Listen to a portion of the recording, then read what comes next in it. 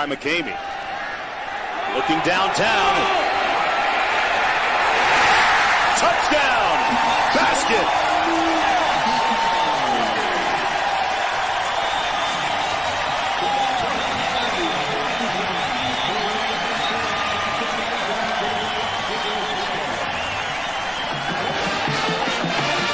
47 yards for the score. Here's what they're in 22 personnel, 2 backs, 2 tight ends.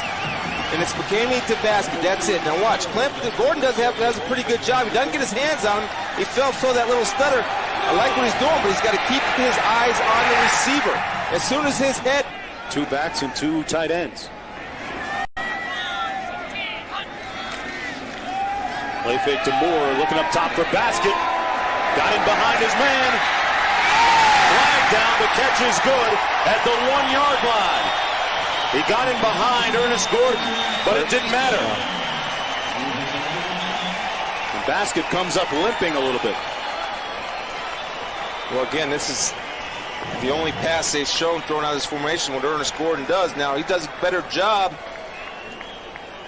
I like him to be putting his hand right there. He's looking up. It's a tough call. Little play fake by McCamey. Looking downtown. Touchdown! Basket!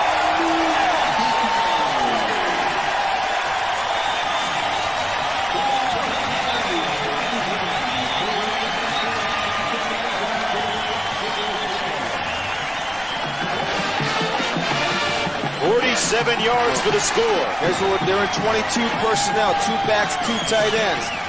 And it's McCamey to basket. That's it. Now watch. Gordon does a pretty good job. He doesn't get his hands on him. He fell that little stutter. I like what he's doing, but he's got to keep his eyes on the receiver. As soon as his head. 2 backs and 2 tight ends. Play fake to Moore, looking up top for basket. Got him behind his man. Flag down, the catch is good at the 1-yard line. He got him behind Ernest Gordon, but it didn't matter. The basket comes up limping a little bit.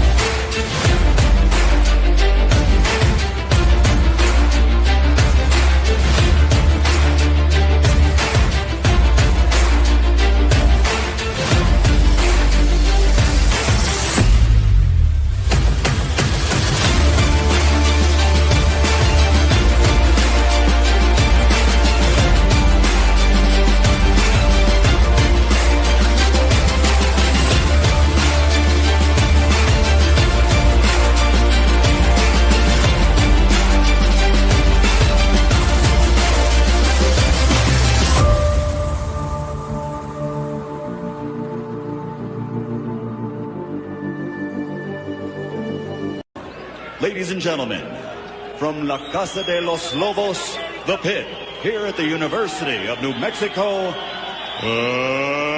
let's get ready to rumble!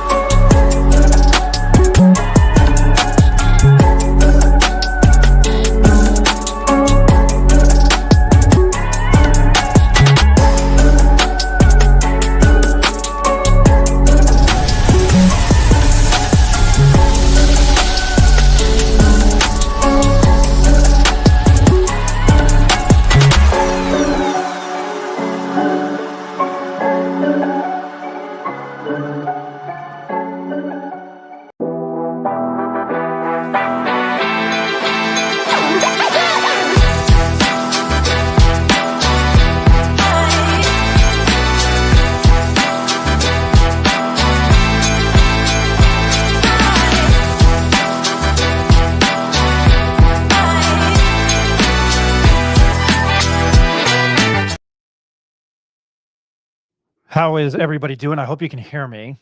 I know Ben's on with me right now, and I'll bring him on in a second. Ben, can you hear me? Can you just give me a thumbs up? Perfect. Okay. That's not how I really want to start a show, so I'll hit you with the triple hey. Hey, hey! One Ricky Thompson couldn't join us because of power is out at his house in Northern California. Ed and Nick called state championship games today, and Eric has a family. He was able to make some graphics for me for tonight's game, so very happy about that. As you know, I'm really not going to break down USC and UNM last night because I fell asleep during it as much as I do apparently these days. Wish I had the guys on. I can't do a live show on Monday. We will be back on Tuesday afternoon to talk everything UNM athletics with the basketball team. I don't even know when their next game is. I think it's San Jose State on the 4th, which is next Wednesday, correct? Great, as I always say, great live show. All right. Yep, game on Wednesday. They play San Jose State. They get Mountain West Conference play, and then because of the 18, game schedule, they get that game, and then VCU, NMSU, I think Western, and then they begin the 2025 Mountain West Conference schedule. Happy to have this gentleman on. Very thankful for him. He played linebacker and Lobo back for Rocky Long in the mid-2000s, and of course you can catch his two nephews on the football team right now, the UNM football team. His name is Ben Wysong. Ben, how you doing? Not too bad, man. How's it going over there? I'm hanging out. I'm house sitting Jacob Neff's house, so I'm spanning the world. Yeah, so yeah. Rio Rancho, Las Vegas, New York, Philadelphia, New Jersey, and then Rio Rancho, New Mexico. Before I get your thoughts, and I have to ask you about Michigan State. I have to ask about Michigan, Ohio State, because you have family in Columbus or in Ohio.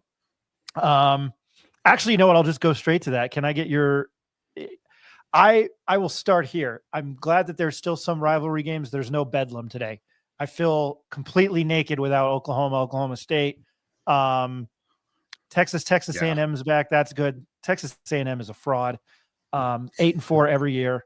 If there's anybody from Texas A&M, I know what you're going to say. But I just wanted your thoughts on Ohio State and Michigan, and it wasn't a sour point. Just more along the lines of the post-game antics, and where does Ohio State go with Ryan Day from here? I mean, first off with the game, I mean, it was a great game. I mean, that's like as much, I mean, it doesn't really get much better than that in terms of just, football. I mean, it was a lot lower scoring than I thought it'd be. My biggest frustration with the game from an Ohio State standpoint was that just the offensive play calling. I mean, the middle of the field was wide open all the time. You got three of the best receivers in that conference, and you could argue in the country. And hardly utilized them, so that was a little bit frustrating. But yeah, I mean, hey, hats off to Michigan. You know, everyone wrote those guys off, and they showed up ready to play, and they punched them right in the mouth right there in Columbus. So, I mean, that is what it is. I don't think Ryan Day's job is in jeopardy. I mean, I think if there's anybody to blame, in my opinion, I mean, I definitely question Chip Kelly's play calling for this game. I mean, considering just the experience that this guy has, but I think he's okay. I think if he loses one more, though, I would be a little curious to see how much longer. I mean, you got to remember Jim Harbaugh. He was 0-5, and he finally got his first one, and then next thing you know, the rest is history. He won 3 in a row in a national championship. So, I mean, you know, hopefully that's something that Ohio State can turn around and do. But yeah, I'm not gonna lie, I was pretty pissed off today. I didn't talk to anybody for a while, so everyone at work was like, all right, we'll leave them alone a little bit. So That's funny. Hey, hats off though. If one thing that did help, I mean, hats off to Cleveland Storm, man. They're bringing home the blue. So I heard that was a great game. I completely forgot about it. My Ricky and I's St. Pius X Sartans, because nothing scares you more than Italian Taylor, I heard was tied 22 at half, and Bloomfield won 63-28. So congrats to Cleveland. I'm glad I heard that now. Yeah, I was not expecting that. I mean, considering just the athletes that La Cueva has, I don't know if, you know, what happened with Cam with last week. I don't know if that carried over into this game or what, or if it was a simple case that, hey, Cleveland, showed up and they just played their game. So if I do got to give that coaching staff a lot of credit. I mean, you got Ridenauer over there, Coach Garza. I mean, just all those guys. You're talking about a lot of college experience on that coaching staff. I mean, that's just going to filter down to the kids. So it doesn't surprise me, but I was surprised about the score. 26-8. I'm looking at James Yodici's article, not Yodis, Yodici's article on the Albuquerque Journal. Cleveland dominates La Cueva. Say, wow. 28-6. I don't think La Cueva scored until the fourth quarter. 26-8. Wow. And they obviously probably went for two. Mm-hmm.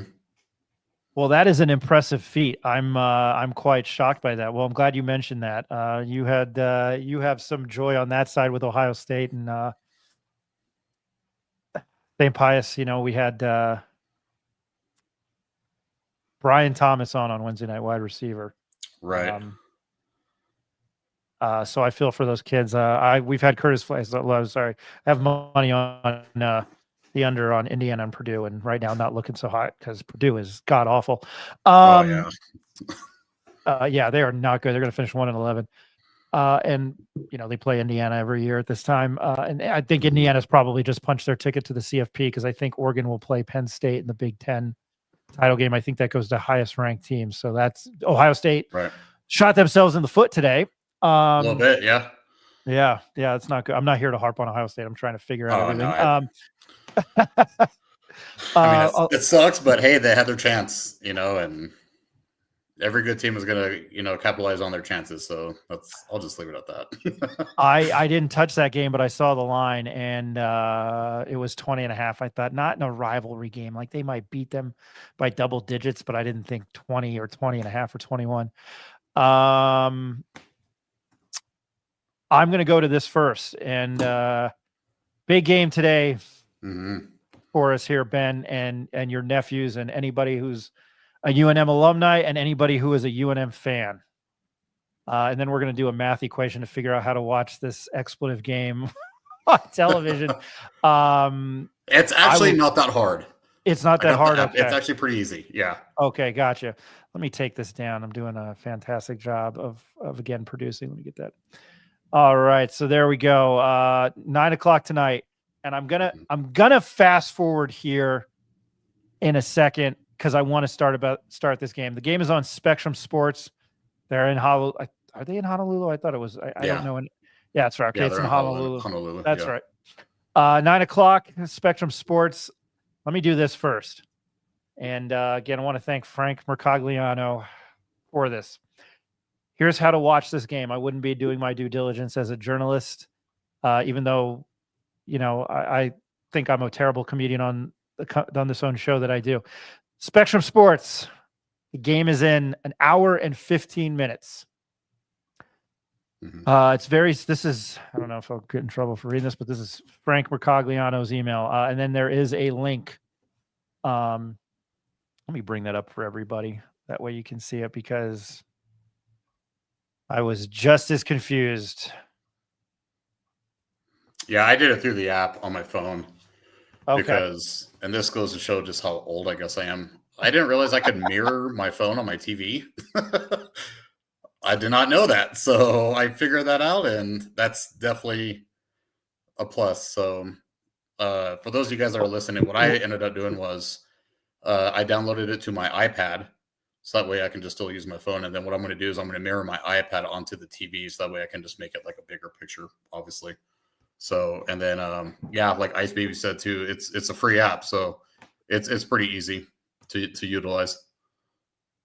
Ben, I appreciate you. I told you I was thankful that we asked you to come on our show for you to say, and I'm a Samsung user, so that's good. I do want to appreciate that. That's more information. I do just want to read this because I think it also might help. But yeah, mirroring it on your, if you have a smart TV, that's really smart. If you live in Hawaii, the game is on Spectrum Sports pay-per-view package. Call 808-582-6167. I was going to make another joke there, but I won't. To order. If you don't live in Hawaii, download the Team One Sports app on your phone, App Store, Google Play. Once you open the app, scroll to the bottom of the homepage and click on channels. Search for Hawaii football, tap on the icon that appears, and then tap on the broadcast to watch. So there you go. And then, or you can do it the Ben Wysong way. I appreciate that, Ben. I'm just going to go back here. I will start here, Ben, as somebody who didn't play for UNM, and you and I have had many conversations on here and then off the record. And I never want to put words in your mouth, but I was brutally honest with you that I once I try not to my past, I try to learn how to be an objective reporter in college. I was a diehard Lobo fan in high school, and I'm going to name my two friends, Mike Matas and Steven Pena, and we lived and died with the Lobos in 2002, 2003, 2004, 2005, 2006, 2007, even to our first couple of years in college. Said media contact and head coach Mike Loxley, I won't, deterred me from ever wanting to see this program win again. Then Mike Loxley got fired. George Barlow stepped in. I felt really bad for him at the time. I was still at the paper. I think Bob Davie kind of rekindled at least fundamental football. I know there were little off the field controversies, and then I was in New Jersey, so I didn't follow it as close. I was a big fan of Danny Gonzalez. I wish he would have gotten one more year. I've said that. However, I have mentioned that this team started 0-4. We all know that. They now find themselves sitting at 5-6. If they win today, they would have won 6 of their last 8 games. I think that is pretty gosh darn impressive. Your nephew has looked good. There is a stellar quarterback on the team. The running backs are good when they're healthy. I think there's a couple good tight ends. The offensive line, I think Devin Dampier has been sacked once or twice, which is beyond. He's clearly not me playing on college football 25, because you can't block anybody on the Heisman level. And I've gotten really good at this game, and I still get at that game, and I've gotten sacked. With that ramble, and I'm honest on this company that I own and the show that I own, of where I am at with the Lobo football team. They're clearly exciting. There's hands down. And again, getting to know you and seeing your nephew out there and the way he balled out, especially early in the season, and a hometown kid, was awesome. The defense sometimes has, I think, everybody on this panel and Lobo fan has made us want to grab a brick and bash our head. However, they stepped up and have made plays. I would like to say, and Ben, with that ramble, I'm going to get your thoughts on where we're at. I think this is a very pivotal game in the history of this program in about an hour and 10 minutes. and I know it's against a Hawaii team that is the underdog at home. I'm a Timmy Chang guy. Hawaii played Boise pretty tough. I actually I don't even know their record. I'm sure it's not I that believe they're good. 4-7. Is it 4-7? Here we go. Yeah, I forgot to look that up. Mm-hmm. Hawaii is 4-7, 2-4 in the conference. Obviously, a bowl game gets you above 500 in the conference, gets you at 500 on the season, and we are not where we're at in September. I am pretty amped up for this game. I will stay up and watch it, but I think this is a very pivotal point in UNM football history, and people might think I'm crazy for saying that. But Ben, ultimately, I wanted your thoughts on this game. Yeah, I mean, first off, my first thought is that, how cool is it that, we're at a point where we have a game that we have something to play for one. I mean, we haven't been able to say that since, 2016 when they went to the bowl. So I think that in itself is, pretty special for these guys. And, what a great opportunity they have. I mean, especially with this setting. I mean, you're playing, out in the islands. I'll admit, I don't remember the last time when we played out in Hawaii. I know, unfortunately, I never did when I was there, but it's cool for these guys. It's very special, and I think it just goes to show too just how resilient this team is.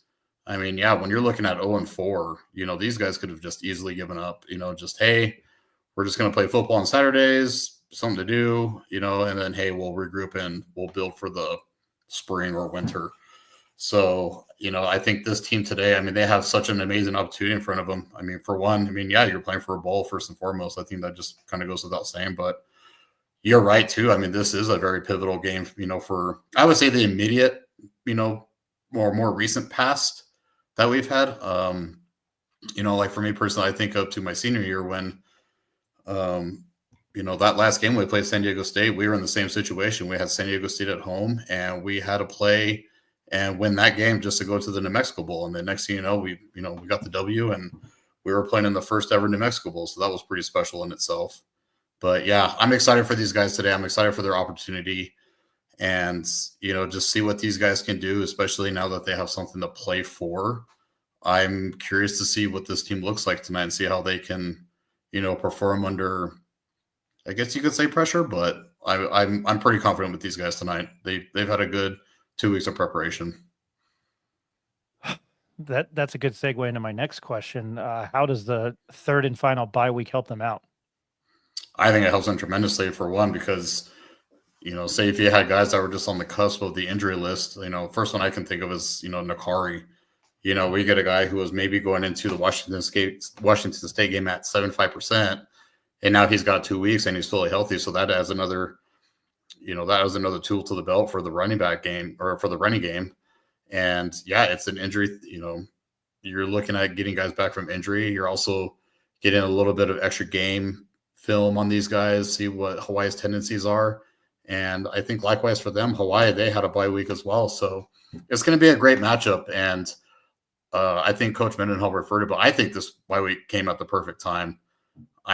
Like I've said in the past, I hate bye weeks from a practice standpoint, but I think these guys are far enough into the season where, during that bye week, they're not having to beat each other up during practice. I don't even know if they even went pads, and then this week, they go shells and next thing you know, you're flying out. I believe they flew out Thanksgiving and, have to adjust, to the Hawaii time. Yeah, I did see. I think on UNM football's Twitter page that they took off on Saturday, on Thursday.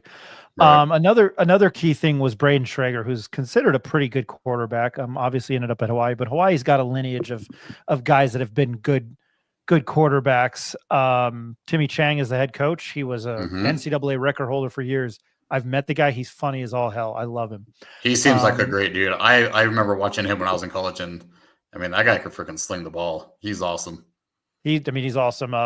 The late, great Colt Brennan, who found himself in New York as a Heisman finalist. And I'm sure Hawaii fans don't talk about that Sugar Bowl, but they found themselves in a BCS bowl game against Matt Stafford, no Sean Moreno, I think AJ Green in in 2007. That team So was stacked. yeah, I mean, I felt bad for I Hawaii. remember watching that game. Oh yeah, I was like, man, maybe Hawaii can keep it close or something. No, it was not Right. pretty. I loved watching Colt Brennan play. He was a lot of fun, and he had a couple of crazy preseason games with the Redskins, if I remember correctly. He threw the ball around. Right. So Braden Traeger is considered a pretty good quarterback. His numbers this year, he's been hurt. The last news story I've seen out of the Honolulu Star Advertiser is he going to start? I don't pay for that, so I apologize. I would imagine it sounds like he's going to start. I'm looking on Twitter to see if he is playing. No updates yet. So if he doesn't start, it'll be Micah Alejado. I would say that's a big advantage to UNM. You were a defensive guy. If you guys knew during the course of the week if there was a issue, if the starting quarterback who was good was going to play, what kind of adjustments would you guys make? I know that sounds like a stupid question. No, I mean, I think this, that's actually a great question because, yes, you're so used to watching, this offense perform under one guy, with Shiger and, looking at him. I mean, I feel like that offense goes as he goes, just, from the couple of games that I watched this year with him. I think it was UNLV and San Diego State. But yeah, when you got a backup in, that can either, be a good thing or it also be a bad thing because, if you're not watching the film of these guys and there's not much film to watch on them, you don't really know what to expect. I look at the whole UNLV case with their quarterback situation. I already forgot the other guy's name, but next thing you know, you have Matthew Saluka. Saluka, there we go. Next thing you know, you have Haj Malik Williams step in, and this guy's a dual threat, and he's dicing people up from the get-go. So, it's one of those things where you got to be detailed and you got to, really prepare yourself. That's why we have the 2 deep rosters, and we always go off of those, and we try to game plan and prepare for that. So it can be tricky. It can be tough. It could also be a confidence booster though too, because, in my mind, you're thinking, hey, maybe he's not a starter for a reason. So, it's kind of like that whole saying, the blood in the water, we're just going to go and attack. So I'm one of those where I would probably pressure the guy as much as I could and just, and go from there and see what you got as the game develops. I don't think I wasn't able to talk to you after Washington State, and I'm not trying to harp on that. You and Rick, you came on as I was trying to go into the Garden, and I think I had technical difficulties, so I was rambling like a bumbling idiot, trying to connect to free New York City Wi-Fi, which was probably not the smartest thing. How would you rate the UNM's defensive play against Washington State? I was up for the first quarter again. It was like 10-15 on the East Coast, and I was ready to die. And then I fell asleep and woke up at 1:45, saw UNM won, saw BYU lost, which killed me. Right. That's not here nor there, but how would you rate their defensive performance? And if you've answered that question earlier, 2 weeks ago, I apologize, but I wanted your thoughts on that because they obviously did enough in the second half against a juggernaut, which is, John Mateer and that Washington State defense. How would you have rated that performance?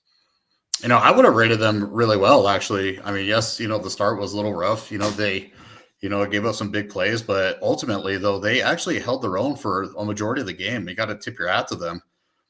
Sometimes, some teams are just, they're that way. It takes a little bit to adjust to figure out, hey, it's one thing watching film on a team, and the next thing you know, when you're stepping on the field, is 2 completely different things. So I thought they did a great job, especially adjusting to an offense like that, where, I mean, their quarterback material, that guy's a stud. That guy, him and was it Kyle Williams? Was that the receiver? The wide receiver, yeah. Yeah, that guy's impressive too. I mean, that guy's gonna be playing on Sundays. So considering the amount of talent that Washington State had on that side of the ball, I thought our defense did amazing. I tip my hat to every single one of those guys because they balled out, and you could tell that these guys were playing for their season, and they were playing for each other most of all. So that was great to see. I know what I didn't do at the start of the show, and I'm sorry. I want to thank our sponsors, Hydro Bar, Tim Senior, Tim Baca Senior, Tim Junior Senior. What did I say? Tim Junior Senior. Holy shit, I'm tired. Tim Baca Senior, Tim Baca Junior. It's not even game time yet. I know. I think I accidentally unplugged myself there, but back. I used to make a joke with my buddy Tim. I used to call his little sister Girl Tim Jr. Because one time it spit out. Yeah, it's not even. I'm gonna need a cup of coffee because I'm not going to unless this is an absolute blowout. I'm staying up for this game. Let me say that again. Let me start over. Hydro Bar, Tim Baca Senior, Tim Baca Jr. Dulce River Bakery and Coffee, Turquoise Desert Tap Room, Armando and Molly over there. Again, that's next to 528. Go make a bet. None like me. Don't lose it. I haven't said that in a while. And then go over there and watch it. I don't know if they'll be up tonight, but just in general, anytime, especially with the college football playoff, the bowl games, and the NFL playoffs coming up here. I'm trying to think. Affordable Solar and Affordable Service, two different companies. So we appreciate our sponsors there. I'm going to go to the comments really quickly. Still try to steer on UNM in Hawaii. Ronnie Chavez, hey guys, Devin Dampier is way better than me. San Diego Javier. Thank you for doing the Jim Rome thing. You've made my 2024. Ronnie Chavez, Jimmy H. John Romero, Ronnie, Diego Pavia comment is on call for. No, it's not. He pissed on UNM's practice facility. You can say whatever you want about him. And again, he's a man of God. So what would Jesus do? I'm sure he'd break into his neighbor's house and take a piss. Diego is a decorated resume that speaks for itself. They ended up 6-6 for his. I've said that many times, Ben, on this show. If you've never heard, I'm sure. I love it. Yeah. 13 years of private Catholic school education. I turned out all right. Good for you. Yeah, that's why I make Vagisil and fart jokes on a show I own. Diego signed it. John Romero, Cam Dyer was hobbled and Cleveland was hot at the right time. Ice Baby, Team One Sports app, and it's free. Thank you very much. Stop, collaborate, listen. Why is on the Team One Sports app? That doesn't rhyme.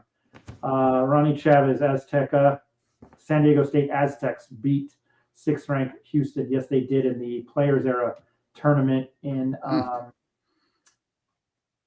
Las Vegas at the MGM Grand, that arena there just now. Did you see any of the UTEP NMSU game? Sure did, because you're talking to an NMSU minus 3.5 better. It was what, 24-7, and UTEP ripped off like 44 to like 40, almost like 30 unanswered points. Yeah. NMSU completely collapsed. We always have Nick Coppola on from the Las Cruces Sun News. He kind of posted a video of Tony Sanchez. Nope, just lost my Indiana under. There we go. Wow. They did it by themselves, 59. And it's incredibly cold in the Midwest right now. I don't know if you had that game on it. Yeah, I looked miserable. Yeah, terrible. yeah. NMSU finished speaking of terrible. NMSU finished the season 3-9. Obviously, I think regardless of how this year went for UNM, you beat them. You avenged the last two seasons with the loss, and you beat them down in Cruces. UTEP. That coach there, oh goodness, what is his name?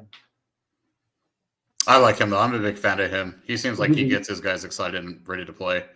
He gets people amped up. Scotty Walden. There you go. Susan Walden, yeah, terrible. He came from Austin P. And yeah, if you ever see him, he's just amped up completely. But they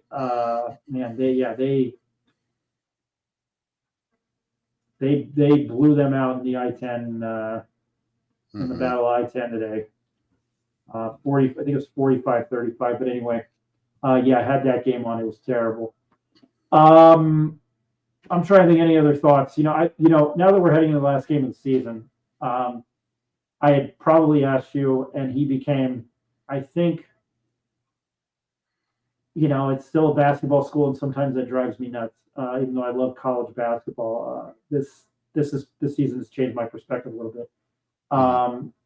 Talking about your nephew and how he bounced back. I know he got injured a little bit. He missed a couple games. I know he didn't play against San Diego State. And I don't want to say this lightly. Would you have said that it was a comeback year for Luke? Yeah, I would definitely say so, especially considering, the way that last year went. Speaking of New Mexico State, because that was this game that he got hurt in last year, and then even the year before that with his collarbone. So I think you could say this was pretty much a comeback year for him. A bit of a year for him to not really so much prove what he can do, but more so showcase what he could do, like show everyone like his true potential, in a pretty much almost a full season. I mean, I know he was out for those 2 games against CSU and Wyoming, which, man, I wish we could have had him for both of those because, those could have been 2 completely different ball games, possibly had he been healthy. But yeah, I'm very proud of him. I'm very proud of what he's done. I'm proud of how he's not only represented himself, but just represented the school, his team. I mean, he just, he's a guy that, he'll put the load on his back and he will do whatever it possibly takes for his teammates and his coaches. So I can't say enough how much I'm proud of him for that. No, I hope people can hear me better now. Sorry about that. I would say that what he did against U of A, the punt return, God, who was the punt return against Air Force? Air Force. Yeah. I don't know. I thought it was a good bounce back year for him. I really, sure. I really appreciate it. And I, another question, we've started having you come on the show regularly. Would you have thought that they would have been 6-6? And I don't want to be shoulda, woulda, coulda guy, but Wyoming and Montana State for a hot week there going into Wazoo, we thought, well, they shot themselves in the foot. Sure. Did you see them with a possibility of being at 6-6, maybe where we were at the end of September? To be brutally honest, no, only because, it's, when you transition from one coaching staff to another and you have 60 new players on a team, I mean, that could, you're basically starting from zero and, in a lot of ways, but I was thinking somewhere in like a 3-9, 4-8, just looking at past history. I mean, Coach Long, I mean, that's, his first 2 seasons were the same way. I think Coach Franchione was the same as well when he came up. So, I mean, just kind of going off the history, but it's been so fun to watch these guys just come together and just, prove a lot of the doubters wrong. I mean, especially, we, remember all the stuff, with the comments that these guys were getting after the Montana State game and, that kind of stuff. So it's, they kind of took on that, us against the world mentality is kind of how I look at it. And, they ran with it, they battled, they were resilient. I mean, you got a team that was 0-4, and especially if you look at the defensive standpoint, what Arizona did on those guys, T-Mac, it seems like forever ago that already happened, but, it happened. So, and just to see them go from, that game against U of A and then next thing they're, beating Washington State. So I'm very proud of this team. So yeah, it's a little surprising for me, I will admit. Yeah, I'm the one who said it, and I'm not trying to take, credit for anything, but I had to just remind myself, like, again, they started 0-4 and here they are sitting at 5-6 with a potential of being 6-6. And you don't know what happens, what's going into a rivalry game. Excuse me, not a rivalry game, a bowl game. Not to mention they were 0-4 going down to Cruces. I know we felt that they probably should have won that game. They did win. They did cover. I think we would all have said, yeah, the defense was pretty unimpressive against that New Mexico State offense, but they got the win and they were 1-4, and it just felt like what they had won 3 in a row. They beat New Mexico State, Air Force, and Utah State. I felt they probably could have beaten Colorado State. Yes. But yeah, I agree. I felt that they could have done that. And I don't know if you answered that question if I'm repeating it, but in the context of how important this game is, I think you may have mentioned program building earlier. I mean, how do you see this game tonight and how big it is? Obviously, it might have come down to the biggest game of the season, but in the terms you said, I think in the here and now, it's very important. I don't know if you could elaborate on that. I'm sorry. I'm also trying to produce, so I might have went in one ear and out the other, and that's no offense to you, Ben. No, I think it's a great question because I think there's a lot that rides on this game in a sense, not only just for a bowl game standpoint, but I also look at it too for a chance these guys get 15 more practices in together because, and I remember Coach Long telling us all the time, the benefit of that is that you get 15 extra practices going into spring ball. So you get this time with these players to, work on some more schemes, work on some more technique, things like that you can just build on and then, transfer it over into the spring to where, instead of starting from scratch at spring ball, for example, you're, maybe a quarter of the way into the playbook already, or halfway through a playbook where you would be starting from zero. So there's, I think, a lot more to it, this game, other than just, hey, we're going to go to a bowl game.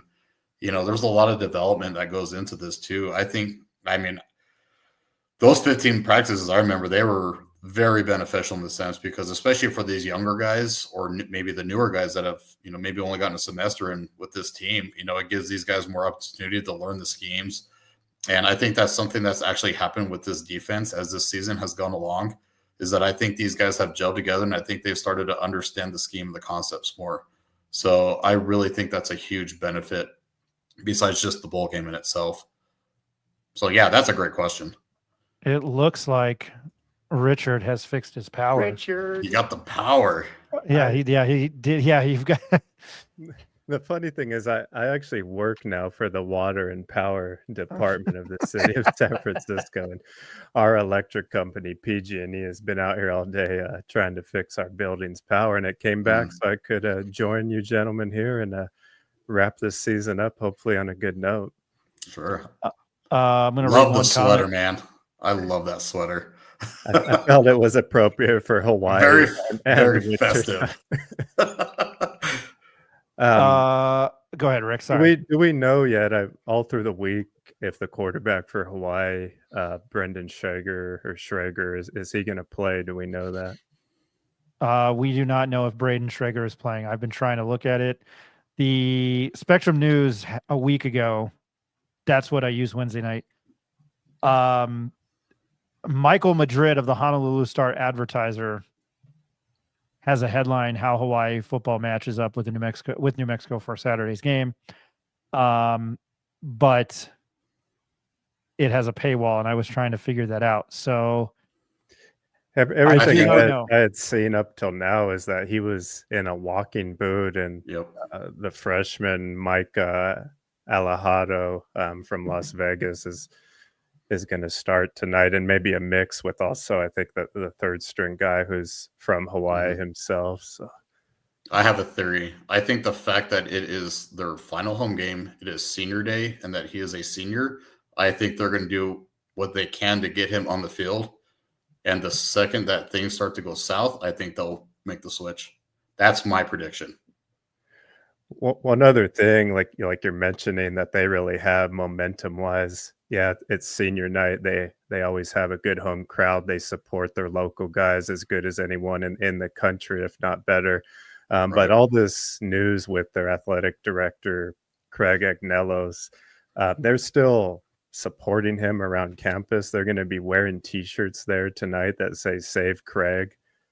So there's still a lot of fans and student athletes that want to win this game for him. So they have a lot of emotion going into this game. On top of senior night, they want to do it for this AD that just got canned unjustly. So it sounds like. Yeah. That's to me, that's such a weird thing. That he got the way he got canned, because it's like a sitting duck president, right? You said, Rick. Well, so yeah, the president of the school, Lassner, that's on his way out, decided to let go of Agnellos with, I think, 3 months on this president's contract, and put one of his older friends in the interim AD place. And she said she's not going to take or run for the full-time position, but there's just a lot of questions going on around the department with why the decision to let him go was made, because everyone, including coaches like Timmy Chang, players and the basketball coach, have stood up for him, and also women's teams on what he was doing. I believe for Title IX at that school, there's a lot of work to be done in the women's athletics, and he was doing a great job. So very head scratching move from the athletic department, to say the least. Not to change the subject completely, Wyoming beat Washington State in Pullman, Washington. Game just went final 15-14. Let me try to wake you up there as I'm ready to fall asleep. So yeah, Washington State ended the season on a 3-game skid, I believe. Not good, and they were a dark horse to break into the field of 12. I think Indiana's in now. You cannot leave Yeah. 11-1 Indiana team out. That's just me. Yeah. New Mexico State, they lost the Pac-12 championship, or Tupac, the How Do You Want It Bowl, by 41-38. If you got those references there, children. Great strip club song. Ben, and I'll throw it back to Rick. Rick, how do you feel going into this game? You've been pretty Paul Mooney from Dave Chappelle trying to pick these games this year. You've been pretty much Nostradamus. How do you feel going into this game tonight? I mean, if Braden Schrager's not healthy, I mean, I'm hoping that we can see the defense that we saw in the second half against Washington State. Right. I'm seeing the spread at 2.5 right now for the Lobos. I think that sounds about right based on how the few last weeks have gone for both teams. UNM defense has really stepped up, especially in the last game, second half, holding Washington State to, I think, 4 3-and-outs to start the second half, and then another big stop down the stretch. So if they can have any form of that showing in this game and get some 3-and-outs both in the first half, maybe cause a turnover. But I think one thing that's key is we've seen his special teams play. They dodged a bullet, that being the Lobos last game, with not getting that punt kicked early. So they need to make sure they don't have any mistakes there. I think they are the better team at this point. Hawaii's defense is not that great, but they are able to air the ball out. And we know the Lobos secondary is, not their strongest suit because they're not able to put ball pressure on the D line a lot of the times. That being said, the question for me is, how many times are we going to see Dampier run the ball today? Are we going to need to see a Superman effort, over 20 carries again? I really hope it's not that type of game. Eli Sanders and Rogers are more than willing and able to carry the load at this point. I think Eli's gone over 100 the past 3 games, over 200 in 2 of those 3. So I think, run the ball early and often. Don't put it all on Dampier's back. And I would actually like to see them, take a lead and hold on to it rather than having to wait till the fourth quarter. But I think the Lobos should win this one. I'm going to give it a 38-30 score for the Bows tonight, that being the Lobos, not the Rainbows. They would cover. Everybody, if you listen to the show, knows how much I love Hawaii because I can gamble on them and lose money on the football and basketball team. I love the basketball team. I love Aaron Grant. I think it's Aaron Grant or Aaron Kennard, the head basketball coach at Hawaii, because they play at like 10 o'clock on Saturday nights. It's fantastic when they're in Hawaii. And they're kind of feisty to watch. Get Eli to 1,000 yards. Yeah, I believe he's close. I hope they give the ball to Eli Sanders. Just want to give you guys a heads up. It is 0 precipitation, 64% humidity, 10-mile-an-hour winds, and 78 degrees right now in Honolulu, Hawaii. In Albuquerque, it's 33 and feels like 23. So when I talk to people around the country who are like, "Oh, it must be warm there," I'm like, "No, it was colder than New York, New Jersey 2 weeks ago." Not anymore, but still cold here. Yep. I think. By the way, just to FYI, go ahead, Rick. Go ahead, Rick. I was just going to say one more time, just hammering home the home field advantage of the Rainbow Warriors. They had Boise State to a 1-score game in the fourth quarter there earlier this year. And then I was there 3 weeks ago where they, just lost to UNLV, and they had a chance to probably win that game. And it was only a 2-point game in the end. So they are a totally different team at home. They make you, play until the final whistle. So it's going to be a challenge, even though the Lobos, are favored clearly, and without their quarterback, it'll be a little bit different. But I just wanted to hammer home that home field advantage is real, and it's shown against the 2 best teams in the conference. Sure. When Ben, you didn't play there, I know that. What would not to completely change the subjects, but what would you have said? Was it Utah, or what was the most intimidating place to go on the road? Was it Rice Eccles, or was there anybody else in the conference at the time in the conference, or that you played? I would say BYU was probably the more rowdiest one. Those fans up there, they know how to they know how to football. I'll tell you that. So BYU was a pretty cool environment. Oh gosh, I'm trying to think where else we played. Not that they're in the conference, but Oregon State was pretty cool. Because at that time they had, oh my gosh, the running back. He ran all Steven Jackson. Steven frickin' Jackson. Yeah. That guy was a man among boys, but did you get to tackle him, Ben? No, I didn't. Thankfully, I was redshirted and didn't have to deal with that. So the opportunity didn't present. Yeah. I was just watching from the sidelines, and that was okay. The one that really stuck out to me was BYU. BYU was a really cool place to go to, and even at the time, not that they had much of a crowd, but the old Jack Murphy Stadium at San Diego State was pretty cool to play in because that's a pro stadium, so that anytime you get a chance to play in a pro stadium, that was always a good experience. Rice Eccles was pretty cool.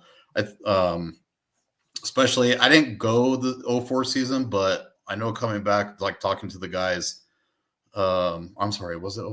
I'm sorry, it was 03. And yeah, that was a fun game. So, because I think that's the one that we got the upset. Yes, don't ever mismention stats to Dontrell Moore, who is our friend. I know Dontrell. Don't ever do it. I had 1,553 yards. But we've had him on as a guest, and we might need to bug him next week.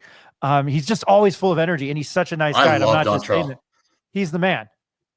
Oh, absolutely. He was one of my favorite guys. I mean, yeah, even just seeing him earlier this year after the Auburn game. That guy, like after the game, he's ready to go. The guy could, first off, he still looks like he could throw some pads on and just go run someone over and go run around him again. That guy's just a freaking specimen himself, but he's just such a good guy. And he's just always a lot of fun to talk to because, like, especially like with us, we talk about, the stuff that we went through when we're on the team. And it's just, it's funny seeing him because, I don't see him all the time, but when we do, it's like, hey, I feel like I just saw you at practice like 3 days ago. What's up, dude? So yeah, he's good people. That's how. Yeah, he'll get on your ass for stats. He will. Oh yeah, twice. He will get on you. Yeah. So. But he also gave love to D.D. Cox because D.D. Cox had a big run at the end of that game. I think that scored and put UNM, kind of buried Utah. Man, I'm telling you, D.D. Cox was probably one of the most underrated running backs that I think that we've had, at least during my time. That guy. If Dontrell needed a breather or anything, there's very slight to like hardly any I wouldn't even say downfall. D.D. was just another dude of his own. No, what I remember, he complimented Dontrell really well. Colorado State won yesterday. Boise State won yesterday. UNLV is handling Nevada right now, 31-7. And I forgot what the name of that rivalry game is. They play for a cannon though. Is it the Silver State Shootout? I think it's the Fremont Cannon. Is it the Fremont Cannon? Yeah, okay, Yeah, that's I it. think I'm so. trying to think of the name of the game. Because I think the game has a name, but I think you're right with I would trust you on the Fremont Cannon. And I think they paint it their colors every year because it was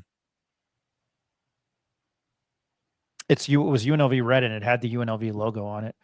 Okay. I'm gonna go to Ruben Baez here. Anyone on Broncos Utah State talking? We don't know if it's really a legitimate source. I think somebody in Utah did it. Any rumors on Dampier and NIL potential numbers? We've talked about it on the show. I'm not going to ask Ben about it. I don't know. That's the thing. I'm just going to squash. I'm going to clear that air right now for those that are listening. No, I do not know anything about the whole Bronco Mendenhall coaching. I guess I don't even know if you want to call it rumor or anything. Rumor. I have not heard anything about that, and then I especially have not heard anything about Dampier's NIL. I don't even know hardly anything about Luke's, so I don't know. I can't say anything about Devin's then for sure. So, oh, go ahead. Go ahead. No, Ben, I didn't mean to cut you off. Go ahead, finish that thought. No, I was just going to say, as far as the potential numbers, look at the season he's having. Not to call out UNM fans, but we're all going to have to step up collectively, I think, to keep some of these guys around. I think that's just the world that we live in, just being brutally honest. My understanding is that there is one I'm not naming names here. There is one donor that donates only to UNM. No, probably millions, not enough. Not with what is it? Underwood getting poached. But then again, that's different kind of breed. Yeah. I mean, look at A&M. They have all the Texas oil money, and it's a cult, and they can't. They're 8-4 every year. I don't know. They just disappoint me every year. I don't understand it. I pick my battles. Not really. I would say it's probably more than $1 million. My understanding is that there's one donor to 505 Sports Venture that gives to football and only football. So Ben, it might be time to have Mr. Kurt Roth on, as much as we love him and I see him. And I saw him on TV last night and the other night on Thanksgiving. He's one of my favorite guys in town to talk. He's a good dude. I like Kurt. Yeah. I love talking with him. Yeah. And our very own St. Pius Sartans, Paul Ortiz and Curtis Pino, Mr. Thompson. Those guys are great. And Conrad Bokic. I think you said you had funny stories about Conrad Bokic. Oh, I love. Yeah. That's another off video. See, you love us Pius guys. What I wanted to get your thoughts on. I'm going to do this one more time, and then Ben, you can explain how you're going to watch it, because made my head explode there. I know how to connect my phone to a TV, but I just again want to do this because I actually had a couple messages. I rarely get on Facebook, and I had a couple messages on Facebook. Like, one guy was asking me, who I love, the listener, I think it's Tommy. Thank you very much. Was asking me if you could buy a Lobo Sports watch package. That doesn't exist. Then I think how to watch this game tonight. So again, if you are somehow a UNM alumni watching this show in Honolulu or Hawaii, if you live in Hawaii, call 808-582-6167. And I was going to say a joke there and it blew up. But anyway, how to watch UNM Hawaii. You can go to this website, themountainwest.com, how to watch Hawaii football and Spectrum. Wow. If you don't live in Hawaii, download the Team One Sports app on your phone, App Store or Google Play. For us lepers out there who have a Samsung, that's the Google Play Store. The App Store, once you open the app, scroll to the bottom of the homepage and click channels, search for Hawaii football, tap the icon that appears and tap the broadcast to watch. Please note there are no streams on desktop computers or connected TV device such as Amazon Fire TV, Apple TV, Roku, etc. I work for a tech company and that I don't understand. But anyway, I wanted to ask you guys about this, and then Ben will get your thoughts on the game. This is punter Aaron Rodriguez. These are the Lobo uniforms tonight, and they wore those helmets against Washington State. I'm going to give my piece because they...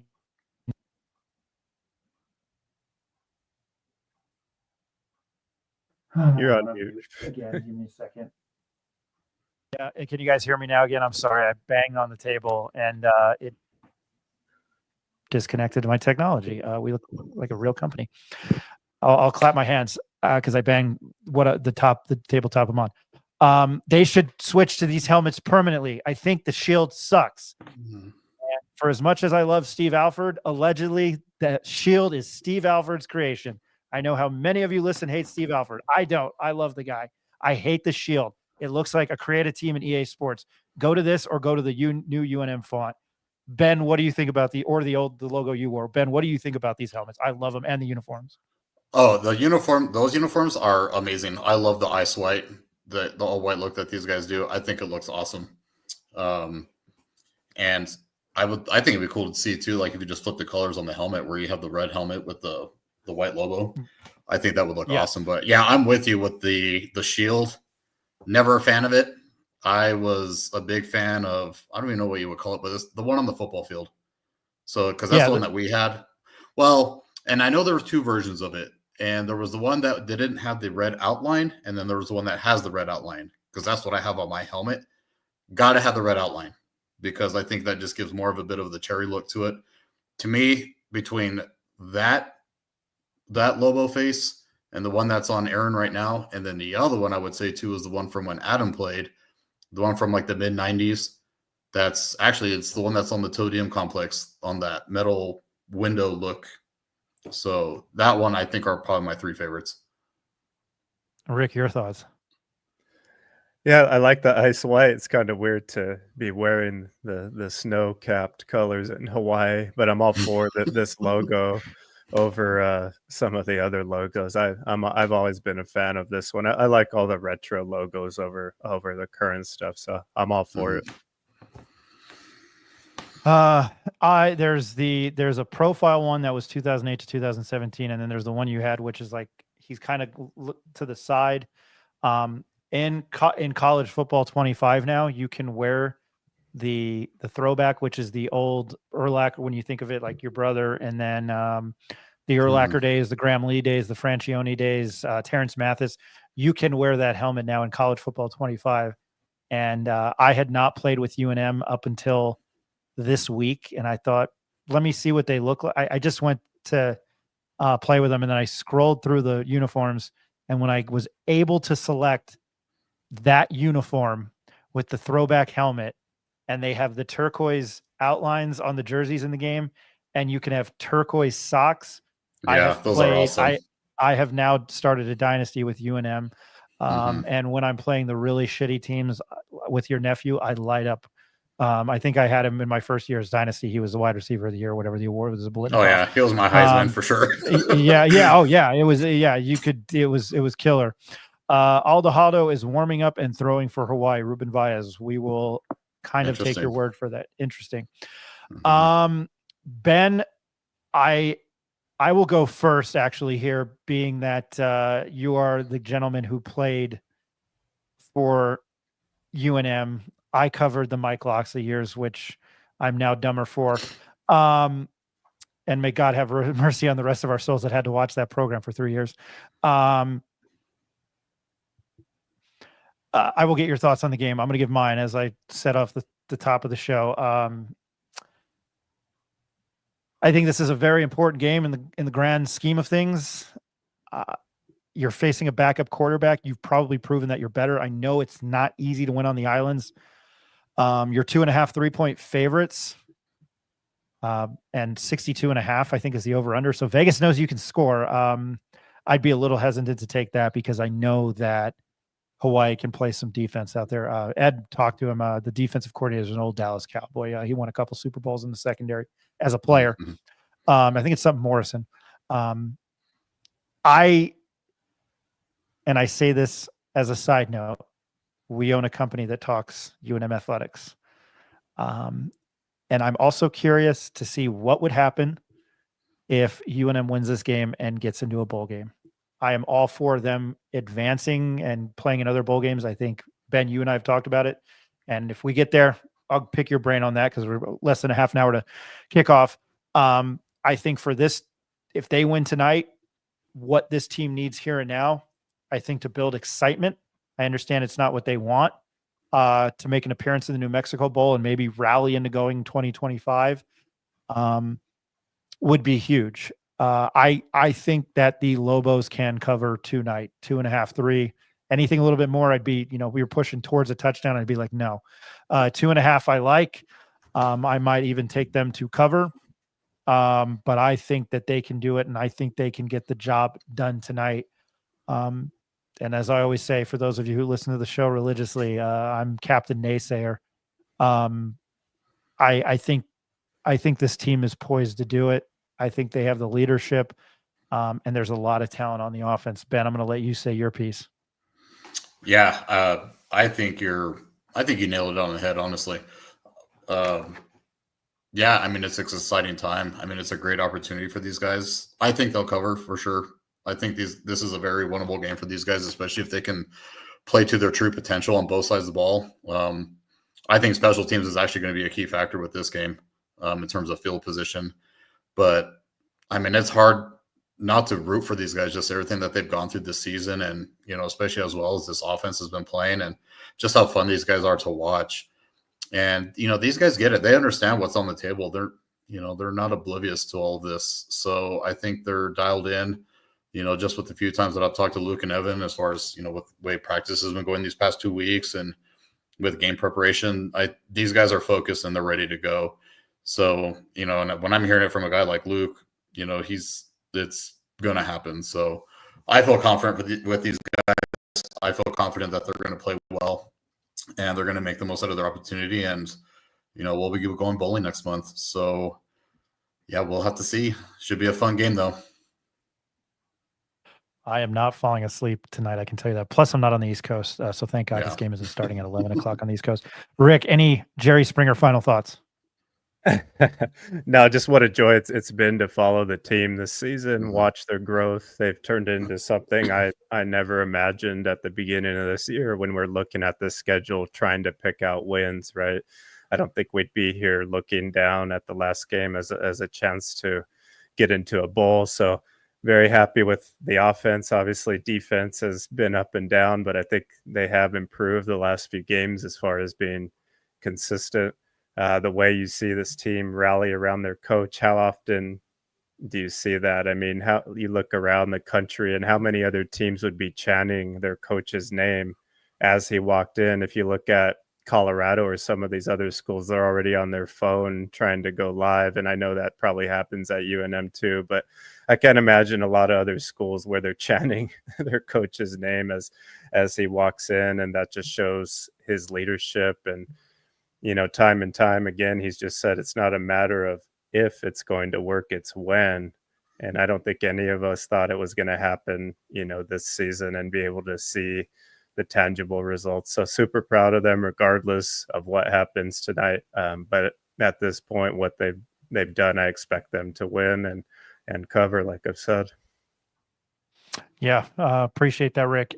Ben, I'm going to do this real quick. Again, our sponsors, Hydro Bar, Affordable Solar, Affordable Service, Turquoise Desert Tap Room, Dulce River Bakery and Coffee. Really appreciate you. Really thankful, you know, saying that over this weekend, meaning that. Ruben Valles, very quickly. Thank you, gentlemen, for doing a pregame show. I enjoyed it. Thank you, Ben, for making an appearance. Yeah, thank you, Ruben. Rick, as always, Richard, appreciate you. And Ben, I'm glad we connected, and I'm hoping for at least the next month we can keep you going, and then we'll bug you during spring ball. But I have to thank you. I know you're probably going to, you know, you've been very off the record, very appreciative of us, but Ruben Valles Schrager is not playing or suited up. It's all Hotto. There we go. We hope he says he's watching in the app. I don't know if, you know, I don't like to use a source as a listener. I appreciate you listening. That's just a journalistic comment. But I will take your word for that. Keyword there, allegedly. But Ruben, I appreciate you watching.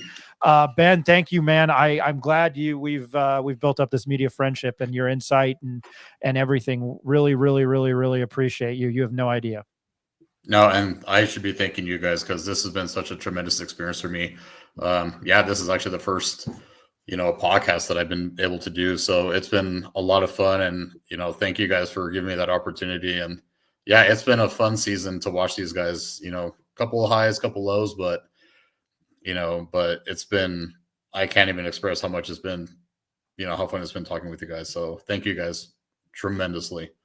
We have appreciated. I hope everybody has a safe weekend. I don't know if you're watching the game at a bar, probably not tonight, because I don't know if they'd figure out how to put it on, which is probably a true statement. I hope everybody's able to find the game. Again, Team One Sports on your Google Play Store app, search channels, search. I think I know this by heart now, and I can't tell. There you go. Yep. There's Rick. Appreciate it. Channels. I can confirm now that it is Micah Elahado. Perfect. Perfect. Thank you, Ruben Valles, though. Thank you, Ruben. And make sure you guys mirror your phone to your TV. Yes. Ben, tell me tell our listeners how you're going to do that again. Okay, so I'm on iPhone. So all you do is, I mean, if you have the stream on, all you do is you just swipe down on your settings. You have this little picture, and it says screen mirroring. Sorry. So you got screen mirroring, pick your TV, and it'll pop up on your TV if you have a smart TV. Yeah, don't. What if you have a bubble screen TV? A bubble. Yeah, I'm gonna have to refer you to Best Buy for that one. I don't even think they. Probably not. No, they probably don't have the equipment. I mean, you walk in there and it's like bare bones anymore. Yeah. Everybody, 20 minutes until kickoff. Ben, Rick, Richard. appreciate you guys joining us. Everybody enjoy the game. Again, I can't talk to you Monday afternoon. Be back Tuesday afternoon. Everybody have a safe rest of your Thanksgiving weekend. Enjoy the game, and we will talk to you later. My name's Ryan Tamori, Rick Thompson, Ben Weissong for Eric Malton, Ed Nunez, Nick Nunez. We're New Mexico Alumni Media, and this is the Pit Press. Enjoy the game.